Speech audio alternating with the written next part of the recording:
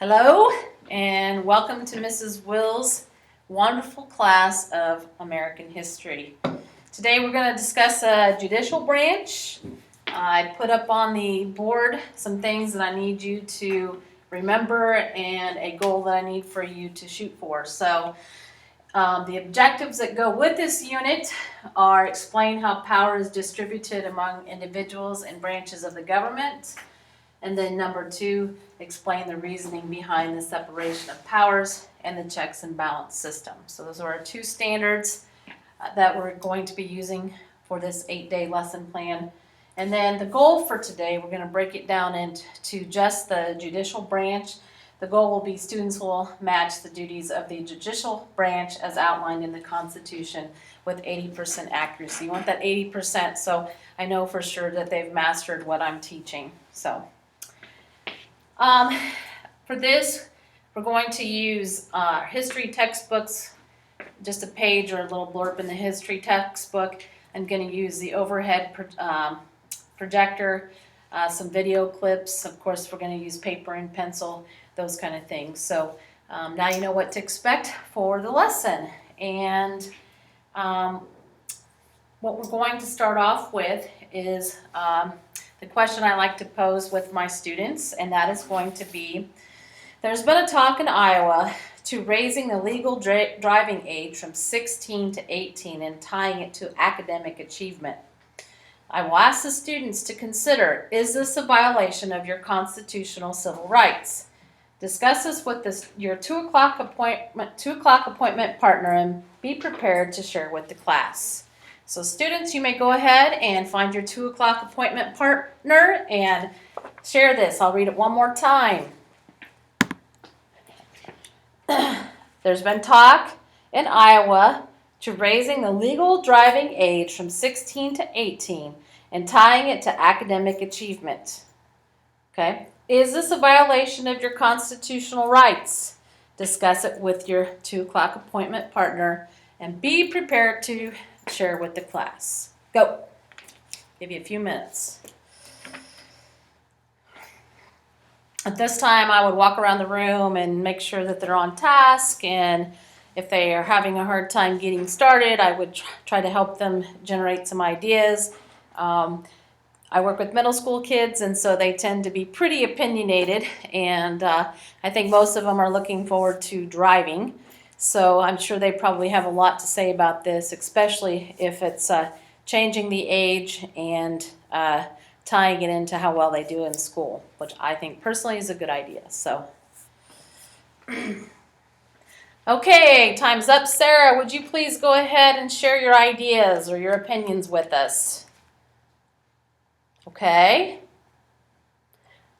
Totally, I could totally see where students, are starting to agree with you. Thank you for sharing.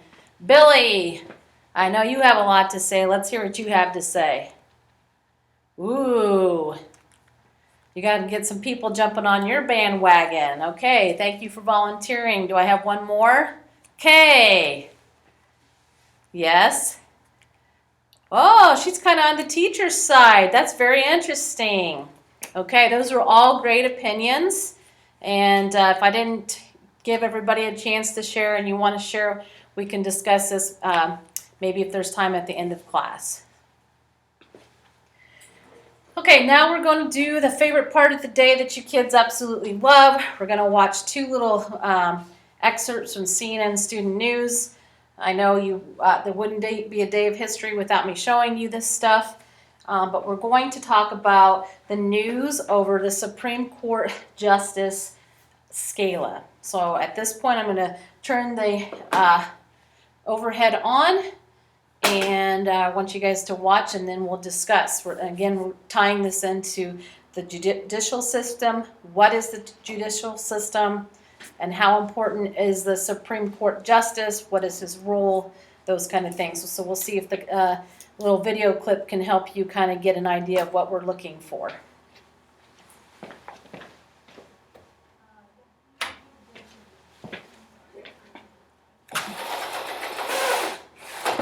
Okay, that obviously is not it.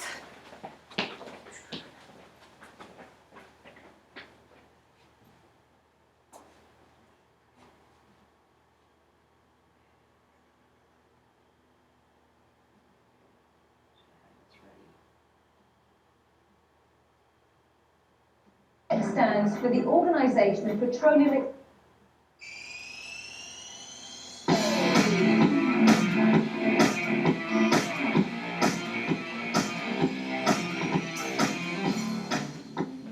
Hey, thanks for watching this Wednesday. I'm Carl Azus for CNN Student News. Yesterday we told you about the sudden death of U.S. Supreme Court Justice Antonin Scalia and said there was a political battle brewing over his replacement. Today we're explaining why. First, the Constitution. It says the President nominates justices to the Supreme Court with the advice and consent of the Senate. What that means is that the Senate has the power to confirm or reject whoever the President nominates. Wonder if Now the it's plot too. thickens. The President is a Democrat. The Senate's controlled by Republicans. Maybe I should have. And while the President and congressional Democrats want Scalia's successor nominated and confirmed this year, Republicans want to wait until after a new president is sworn in to move forward with Supreme Court nominees. Why this tension? There's a political split in the Supreme Court. Until Justice Scalia's death, 5 of the High Court's members were nominated by Republican presidents. 4 were nominated by Democratic presidents. Now, though, the court is split 4-4. So the new justice could dramatically impact the cases that divide the court. Federal judges, including Supreme Court justices, serve for life. That's why presidents regard these judicial appointments as such an important way to extend their own legacies. The Constitution does not set out a resume that a Supreme Court justice has to have. There's no requirement in the Constitution that a Supreme Court justice even be a lawyer. But traditionally, presidents have nominated impeccably qualified sitting judges. Both presidents and senators like to say that the confirmation process is all about qualifications. But it's really also about politics. Virtually every important issue in American politics and even American life winds up in front of the Supreme Court. And they have the last word. Both the president and the senators trying to figure out how the nominee stands on the hot button issues that the Supreme Court deals with. And that's why the senators will vote yes or no. There is no law that says a president can't nominate someone to the Supreme Court in his last year in office. The Senate, on the other hand, can run out the clock when they don't want a president to fill that seat. The Supreme Court is designed to operate with 9 justices. What makes Justice Scalia's death so unusual in Supreme Court history is that most justices announce that they plan to retire and then a president nominates their successor. So there is no vacancy at any point in the Supreme Court. With 8 justices, there are possibilities for tie votes, which can create a significant amount of confusion in the law. Whenever you hear about oil, the word OPEC isn't far behind. OPEC stands for the Organization of Petroleum Exporting Countries.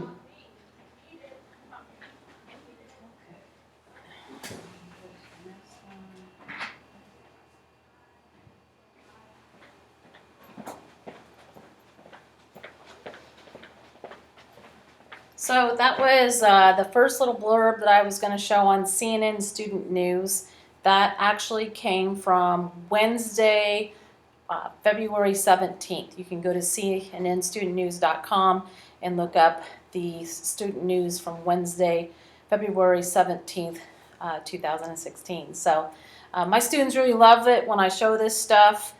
It helps them tie into everyday living, and it's not just about old boring history. So anyway, I'm going to go on with a second blurb that I'm going to show the class, and it's just a little bit of review of what we watched on Supreme Court Scalia. Then we'll have a short discussion on what the video says.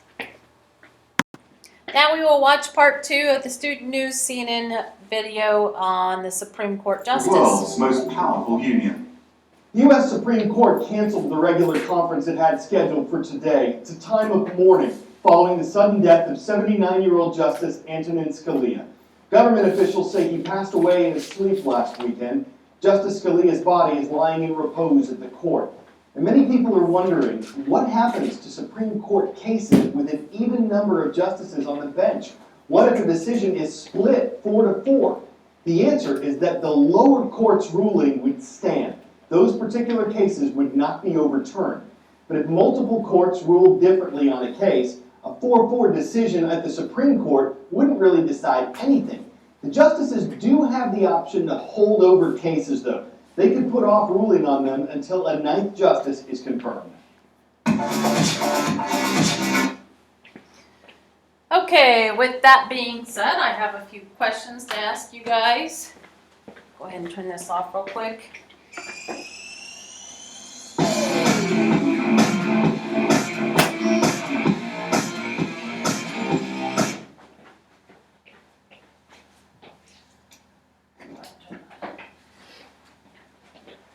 So, what was the name of the Supreme Court Justice, that man that just recently died? As I'm having trouble who can answer this. Sally in the back. Scalia, that's correct. Next question, how do justices serve, how long do they serve? That's right, Bill, for life. How many judges are there total? Karen, good job, 9. And how does someone become a Supreme Court justice? That's right, you're appointed by the president and you're confirmed by Congress. So good job, guys. Next, we're going to take out our textbooks, American Republic, and we're going to open up to page 210.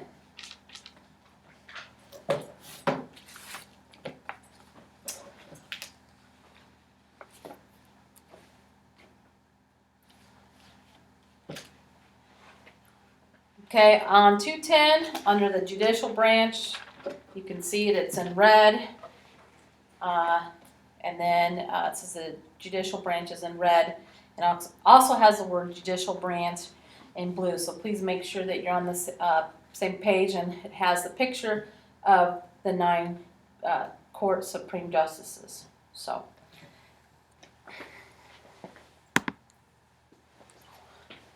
Article 3 of the Constitution deals with the judicial branch, or court system of the United States. The nation's judicial power resides in one Supreme Court and any other lower federal courts that Congress might establish. The Supreme Court and the federal court hears cases involving the Constitution, laws passed by the Congress, and disputes between states. So those are the 3 main things that the Supreme Court does. Supreme Court and the federal court, they hear cases involving the Constitution, laws passed by the Congress, and disputes between states. I'm going to break it down a little further, and I'm going to write on the board. Does everybody have this in mind? Know that you're supposed to get 80% of the duties of the judicial branch? And I'm going to write down 9 things that the judicial branch does, so we can kind of go in depth with their duties.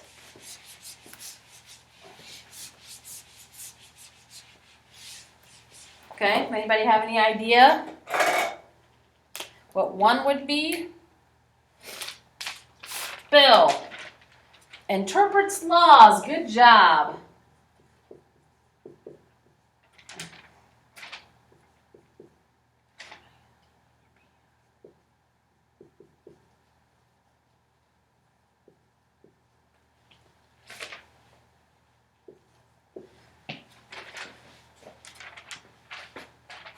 Any guess on how many justices that it consists of?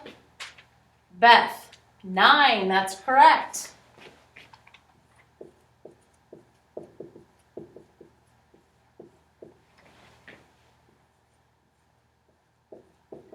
Hope you can read my sloppy writing. 3, obviously it is the Supreme Court.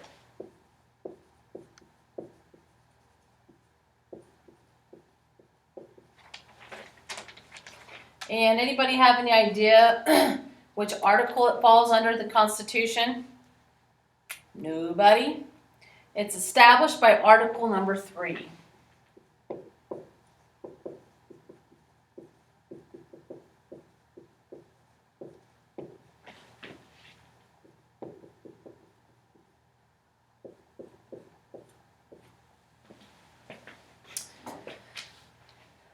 about disputes? Are they able to settle them, or do the disputes go on and on forever? That's right, they settle state disputes.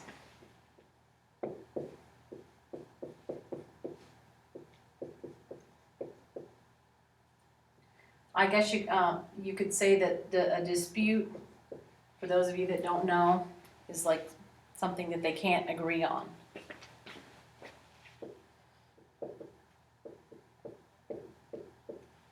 Probably fighting like your brother and sister or something like that.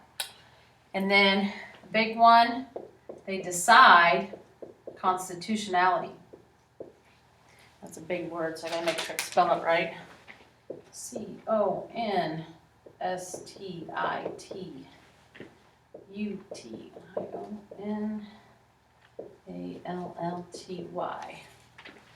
So it fits by the guidelines of the Constitution. And then 7 settles legal disputes.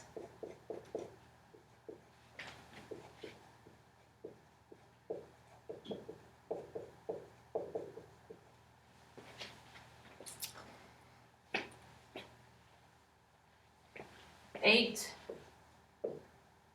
they're justice by juries.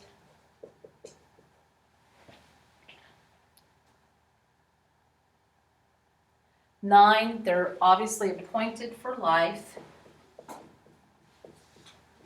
How old was Supreme Court Justice Scalia? 79, that's a long time.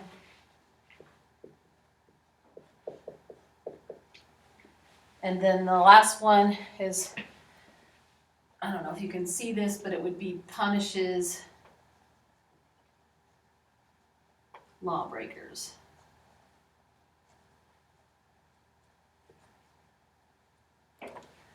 So all this equals judicial.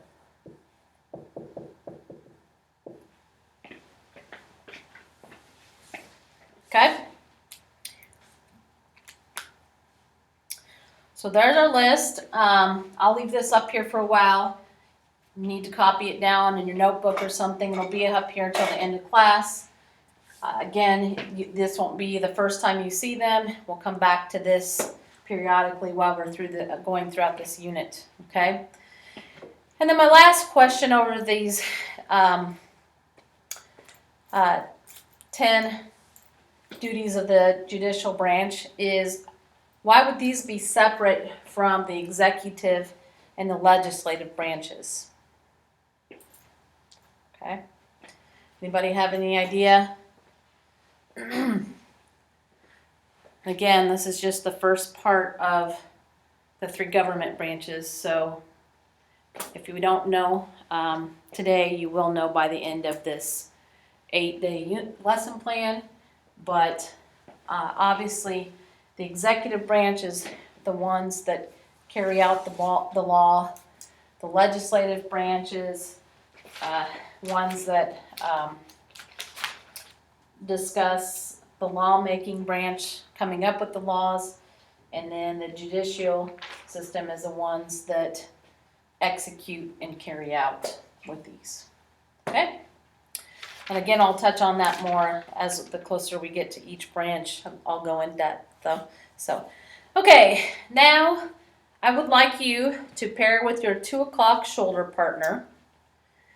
You're going to generate a list of 9 people in the school community you would consider consider a good Supreme Court justice nominee and why. So, of all the people that are in school, guidance counselors, principals, custodians, your friends, teachers, nurse, secretary, associates, all those people, which come up with a list with your partner and come up with a list of 9 people that have amazing qualities and that are people that could go by the rules, go by the 10 things that make up the judicial system, and make a great Supreme Court justice. Go. And at this point, I again would walk around the room and make sure that students are on task. I'm real big about them following directions and sticking to the point. As I see that they're getting off task, that probably means that they're getting close to being done with their little pair share activity. And I've done this before, and the kids really like it because they come up with some pretty good ideas of different staff members throughout the school building and reasons why. And some of the kids don't know all the staff, so that's another thing that brings to their attention. But it's just a fun little activity I do with the kids. Then I bring them back, and then we share. So, okay, class, come back together. Kay, would you volunteer to tell me who you've picked? Did you guys hear Kay? She said the principal, the cooks, or a cook. Who else? Custodian. 3 of her friends, Jessica, Mary, and Sally.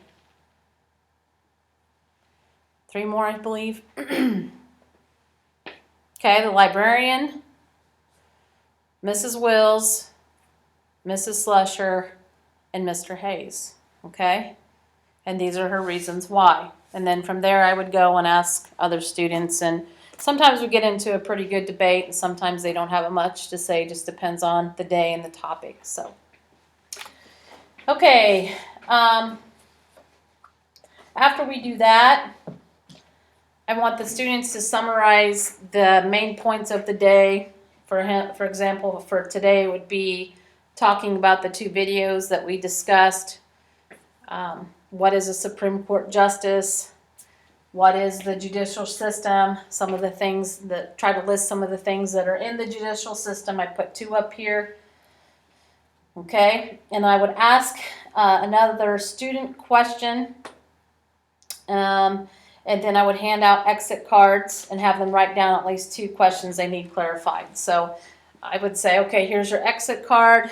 Please write down 2 things that you need clarified about the judicial branch. Could be related to the duties up here.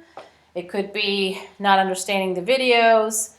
It could be not understanding what the Supreme Court justice is. Anything to do with the judicial system. Or, hey, I didn't understand your activity. Or, I wasn't interested, so I don't understand. I'm really open to the kids, and I let them, as long as it's school appropriate, give me any type of question that I can possibly answer. Okay? And then for my assessment, I found this game, and it's on bensguide.gpo.gov. It's called Branchomania.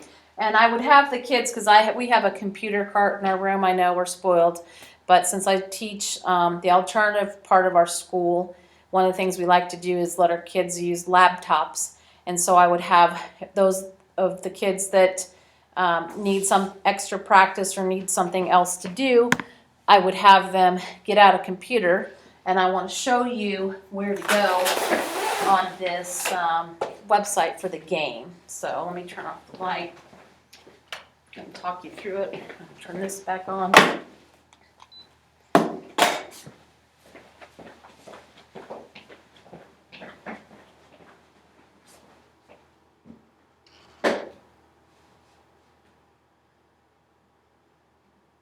Okay, so I don't know if you can see from here, it's slowly coming on.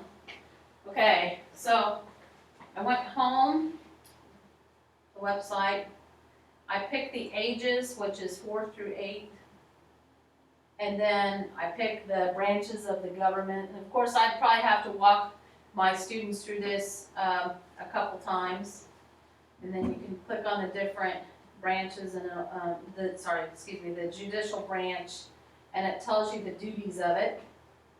And then up here at the menu bar, I would send the kids to the game activity and go to Branchomania. This is pretty cool.